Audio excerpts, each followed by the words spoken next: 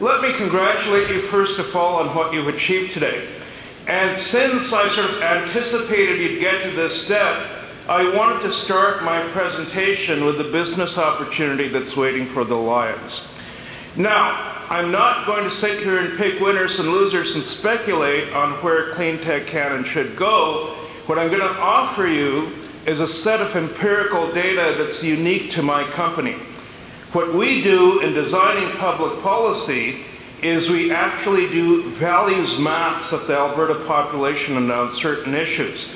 The way we do that is we use a tool of consumer and behavioral analysis called discrete choice modeling, which is generally used for consumer goods and products. We apply it to public policy. What it does is it forces people to make trade-offs between alternatives and choices so you know what they really care about and what's most important to them. So let me start you off with the values map of Alberta.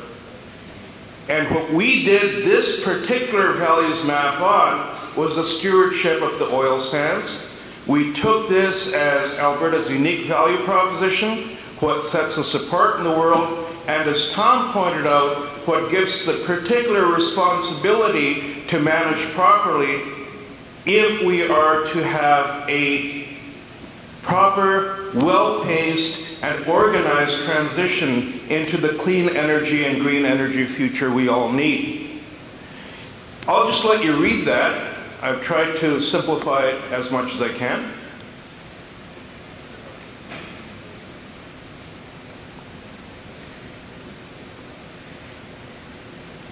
Any questions on this? Because sometimes people need a bit of clarification, they're a bit shy, don't be.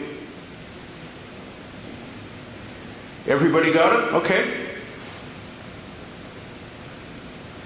So this is what we're looking for as the key value drivers of Albertans in terms of granting social license to develop the oil sands. Social license or social capital is as important as actual financial capital in terms of development because, as Tom's presentation reminded us, social capital is being squandered daily by a short-termism that looks at how to make the maximum buck out of the oil sands at quite low royalties and taxation regimes without necessarily going the next step forward. But in order to satisfy Albertans the resource they own is being managed properly, what Albertans value overall is a demonstration of the types of reclamation that are being done.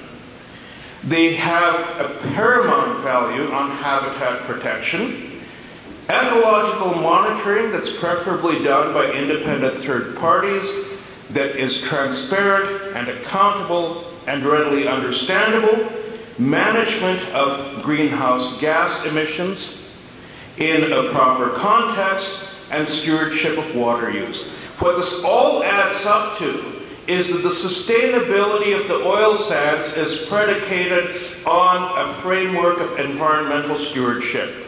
And in all of these areas, there are Cleantech applications, especially when it comes to habitat management and protection. How do we design systems that can actually enable us to have biodiversity as the guiding principle in economic development? How do we manage both our natural resources and our mineral resources using new breakthroughs and advances to ensure that? Because as all of you know, any sustainable development of the oil sands has to involve Cleantech to a large extent. And certainly when you look at areas like water, when you look at areas like greenhouse gas controls. By the way, when Tom spoke of cap and trade, I have to tell you I agree with the cap part, because the cap is what limits absolute emissions and we have to go there. The trade part takes us into a really murky world of derivatives and corruption and junk bonds and things that you can't measure anymore. Yes? I agree. Okay, so in terms of the cap, if we have emission caps, then in fact we can manage the carbon and we can find higher uses for the carbon. So there's lots of ways in which Cleantech can find real applications there. I'm going to break this down. All of these are relative of relative importance as value drivers. And this presentation is going to be on your Alliance website. It's available to you. You can go through it in more detail. But when you look at what Albertans want in terms of social license, and you see the choices they opt for, you will be able to discern where you're going to get the greatest public appetite and the greatest bang for the buck in terms of clean tech. And here's the rest of that slide. So while complete habitat protection might be the ideal state, most people are going to settle for some habitat protection. And it's defining that sum and getting there that gets you into economic management and technology applications. And similarly with CO2 capture, people believe in some CO2 capture is almost as desirable as complete.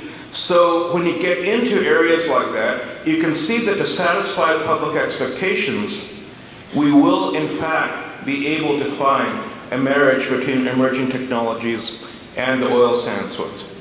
Now, why are we focusing on the oil sands still? First of all, even though I'd like to get to a carbon-free future as quickly as possible, we know that in fact this hydrocarbon resource is only viable because of an absolutely unchecked appetite for fossil fuel consumption. The real answer to mitigating climate change, we can't stop it, we can only adapt and slow it down, has to come in changing consumer behavior. And as long as consumption patterns continue the way they are, as long as the United States demand for oil continues to grow, even while we are damned for selling oil to them, we will face the challenge of expanding our oil sands production while leaving a smaller environmental footprint with every expansion.